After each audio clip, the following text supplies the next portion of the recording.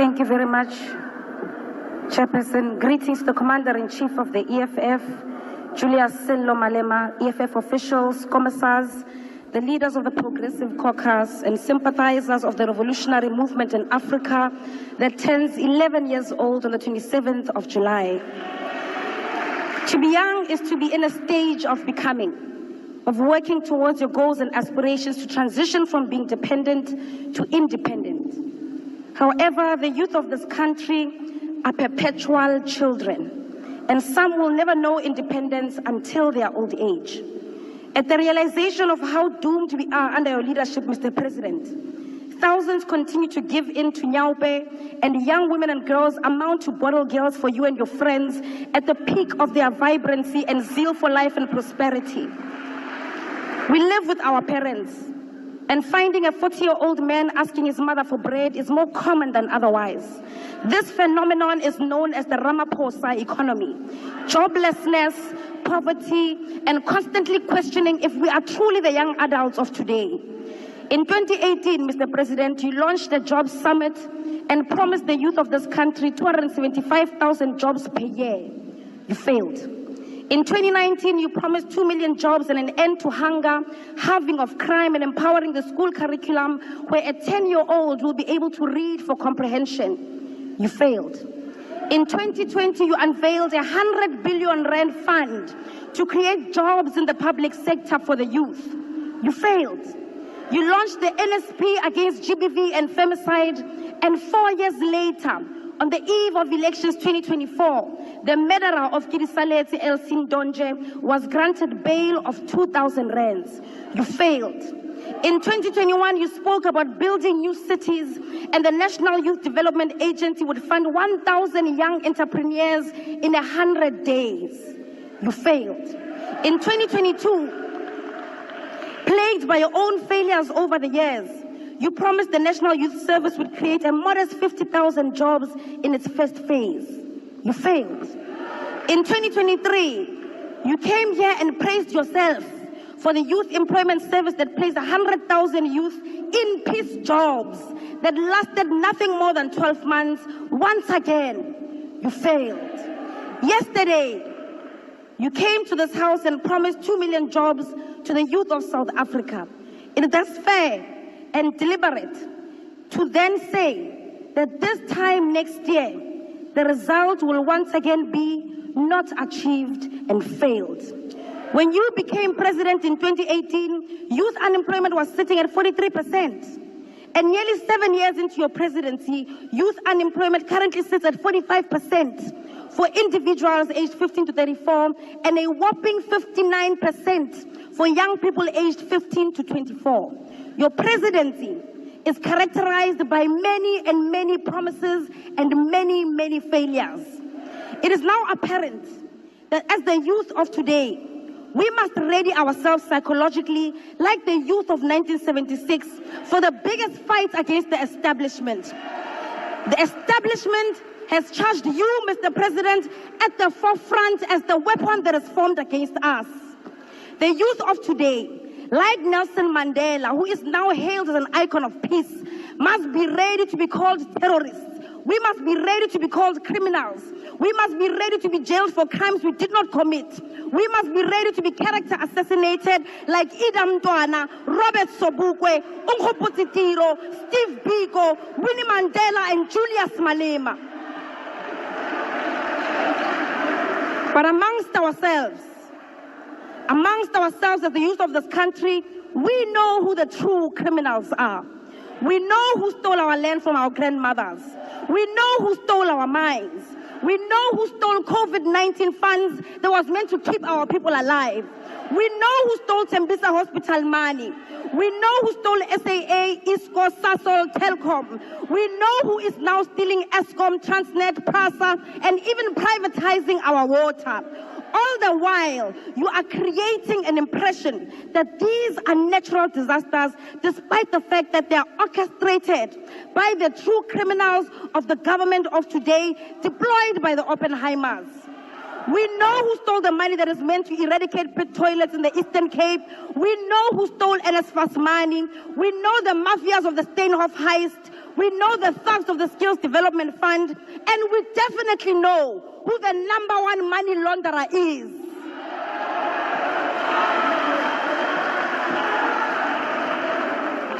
There is absolutely nothing that the establishment, masquerading as a government of national unity, can do to deter us, the youth of today, from seeking out our generational mission.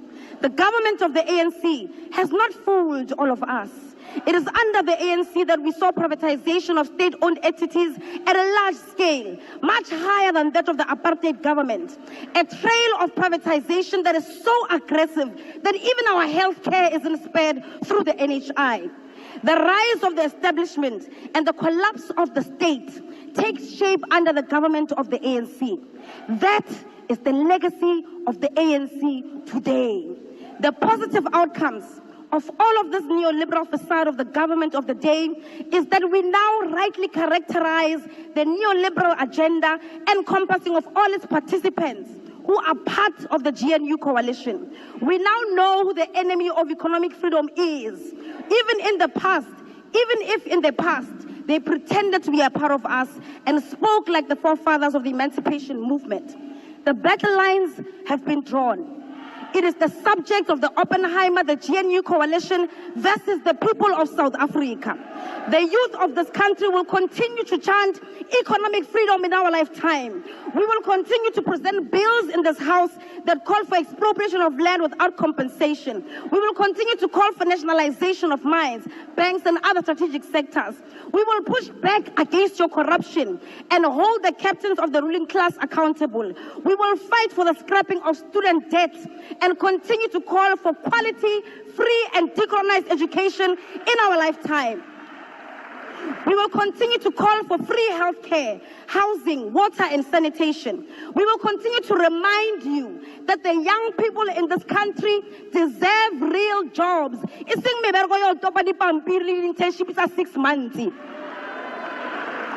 We want industrial development, insourcing of security guards and cleaners, free pads, Mr. President, and all those rent manipulators to be arrested and to rot in jail. The people's power is rising in Africa, and we will not be left behind. There is no difference between Deputy President William Ruto. There is no difference between him and Raila Odinga, and Uhuru Kenyatta, and Kalonzo Musyoka, and Musalia Mudavadi, and Munde Awori. First of all those people are political cousins. They can turn against you. That is one clan. I am going to give you a little history. The late Daniel Arap Moi was, when he was the leader of the opposition, the leader of KANU, he used to attack Mzee Jomo Kenyatta very bitterly. In 1964, Jomo Kenyatta called Daniel Arap Moi, and he told me, I know you are attacking me, but we are both politicians. The people of Kenya, the hoi polloi, that is our food. Our food might run away. So you come, let us greet each other, because the Kikuyu, they come from the east, the Kalenjin come from the west. Let us meet in Nakuru, greet each other, and get land for our people in the Rift Valley. And Moi rose to become vice president and later president of Kenya. They buried the hatchet. Moi had taken Odinga's job, Odinga's job. In 1978, when he ascended to power, he made Jaramogi Oginga Odinga the chairman of the Cotton Seed and Lint Marketing Board, because they are the same, they are politicians. Later, Mzee Moi greeted Raila, and he made him, although Moi had jailed Raila, he later made him Secretary General of KANU and a Minister for Energy. Uhuru has greeted Raila Amolo Odinga. They now call each other brothers. Kalonzo said, I would be the most stupid person if I joined Raila, he changed his mind and he did join him. Kemunya said, I would rather die than resign. He resigned. So if you look at these people, they are political cousins. Ruto is now 55 years. People of Kenya must learn to like his face because they're going to see it for a long time, for the next 40 years. He's not going anywhere. Why?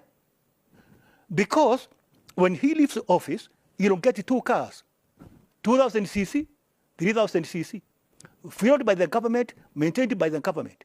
And his salary will be 80% the salary of a sitting deputy president. Medical cover, he'll get. Diplomatic passport, access to all airports, VIP lounges. Raila is enjoying the same. Mudavadi is enjoying the same. Munde awarding. So these people are not going anywhere, just reorganizing themselves.